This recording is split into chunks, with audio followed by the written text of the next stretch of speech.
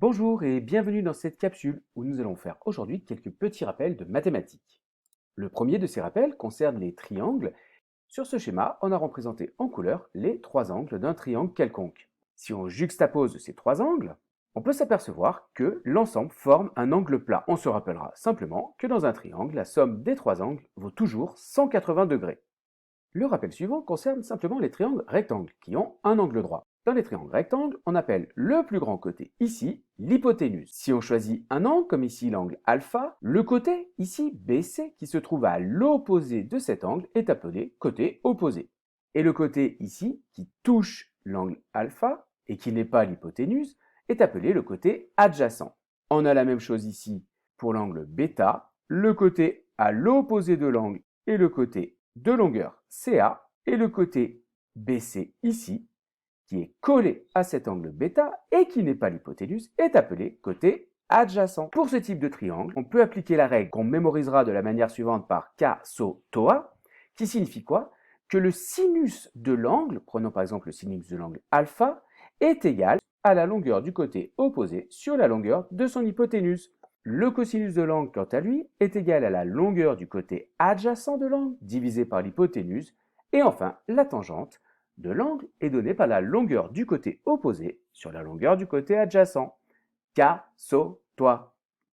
La règle suivante, qui s'applique à tous les triangles, s'appelle la loi des sinus. Choisissons trois angles, alpha, bêta et gamma, et trois côtés. On appellera A le côté qui se trouve à l'opposé de l'angle alpha. Sa longueur est notée petit a. À l'opposé de l'angle bêta, on va retrouver la longueur que l'on va appeler B. Et enfin, à l'opposé de l'angle gamma ici, on va avoir la longueur qu'on va noter petit c.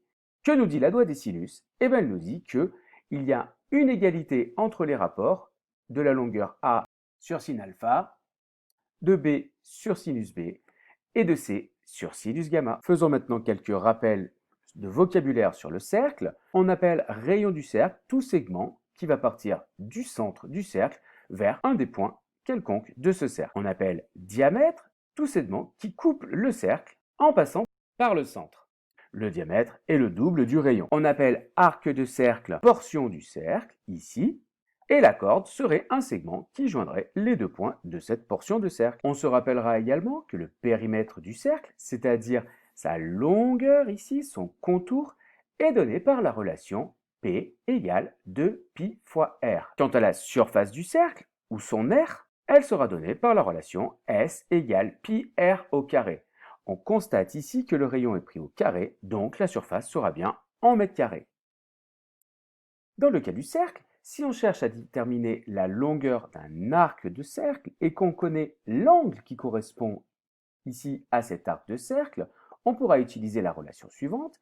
La longueur totale de l'arc de cercle allant de A à B sera donnée par cet angle qui correspond à l'angle correspondant à l'arc de cercle, divisé par 180 fois pi fois le rayon du cercle. On peut démontrer cette relation car il y a une proportionnalité entre la longueur, c'est-à-dire le périmètre du cercle, et l'angle associé au périmètre complet. De par cette proportionnalité, on peut connaître la longueur de l'arc de cercle si on connaît l'angle par un simple produit en croix.